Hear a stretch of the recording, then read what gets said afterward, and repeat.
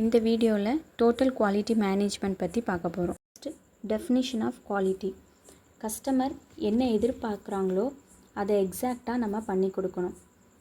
அப்பியரன்ஸாக இருக்கட்டும், ஃபீச்சர்ஸ் இல்லை டிசைன் இல்லை அதோட டியூரேஷன், லைஃப் டைம் எல்லாம் ஃபுல்லாக கஸ்டமருடைய ரெக்குவயர்மெண்ட்டுக்கு எல்லாம் ஃபுல்ஃபில் பண்ணிட்டோம்னா அதை தான் நம்ம குவாலிட்டி சாட்டிஸ்ஃபிகேஷன்னு சொல்லுவோம். குவாலிட்டினா தரம். ஸோ குவாலிட்டி இன் 8 டைமென்ஷன். குவாலிட்டியில் எந்த மாதிரியான டைமென்ஷன்லாம் ஃபோக்கஸ் பண்ணணும்னா, பெர்ஃபார்மன்ஸ்.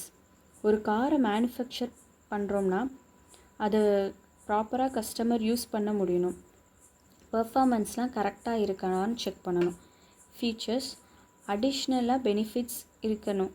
எல்லா கார்லேயும் காமனாக ஒரு விஷயம் இருக்கும், அதை விட எக்ஸ்ட்ரா அடிஷ்னலாக ஃபீச்சர்ஸ் இருக்குதா, ப்ளூடூத் கனெக்ஷன்ஸ் அந்த மாதிரி எக்ஸ்ட்ரா அடிஷ்னல் இருக்கணும். ரிலையபிலிட்டி, நம்பிக்கையான ஒரு விஷயத்தை உருவாக்கணும். இந்த பிராண்டை வாங்கினா எந்த ஒரு இஷ்யூவும் இருக்காதுன்னு ஒரு திருப்தியை கொடுக்கணும்.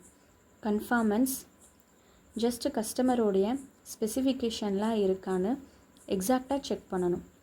டியூரபிலிட்டி, லாங் லாஸ்டிங்காக இருக்கா, அதோட லைஃப் டைம் டியூரேஷன்ஸ் எவ்வளோன்னு பார்க்கணும்.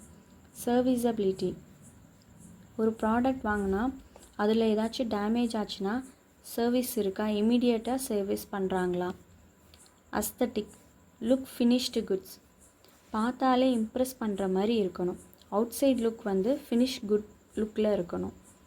பர்சீவ்டு குவாலிட்டி, ஒரு பிராண்டை மெயின்டைன் பண்ணிட்டு இருக்கணும். எல்லா ஆங்கிள்லையும் ஃபோக்கஸ் பண்ணுவாங்க.